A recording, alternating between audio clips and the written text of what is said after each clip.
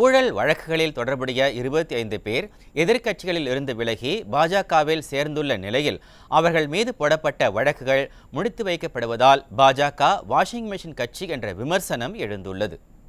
2014ஆம் ஆண்டு முதல் ஆட்சியில் இருந்து வரும் பாஜக எதிர்க்கட்சி தலைவர்கள் மீதான ஊழல் வழக்குகளை தூசி தட்டி எடுத்து கடும் குடைச்சலை கொடுத்து வந்தது. அமலாக்கத்துறை மற்றும் சிபிஐயின் உடும்பு பிடியில் ஏராளமான எதிர்க்கட்சி தலைவர்கள் சிக்கினர்.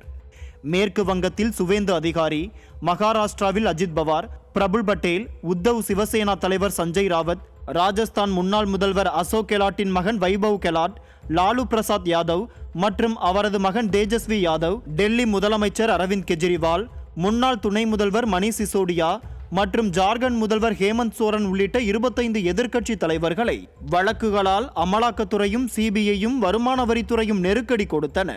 இதில் ஹேமந்த் சோரன், அரவிந்த் கெஜ்ரிவால், டி.கே. சிவகுமார், சஞ்சய் ராவத், மணீஷ் சிசோடியா உள்ளிட்ட தலைவர்கள் பாஜகவின் நெருக்கடிக்கு அடிபணியாத நிலையில் அஜித் பவார், பிரபுல் பட்டேல், சுவேந்து அதிகாரி உள்ளிட்டோர் கதராடையில் இருந்து காவிக்கு தடுமாறி பாஜகவுக்கு ஓட்டம் பிடித்தனர்.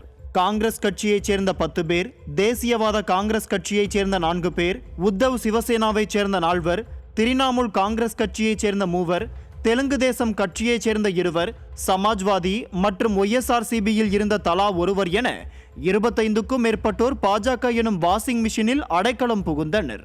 மொத்தத்தில் ஊழல் வழக்கில் சிக்கிய எதிர்க்கட்சி தலைவர்களை அமலாக்கத்துறை, சிபிஐ மற்றும் வருமான வரித்துறையால் மிரட்டி தங்கள் கட்சியில் சேர்க்கும் பாஜக அடுத்த சில மாதங்களில் ஊழல் வழக்குகளில் இருந்து விடுவிக்கும் வாஷிங் மிஷினாக செயல்படுவதாக அரசியல் விமர்சகர்கள் விமர்சிக்கின்றனர்.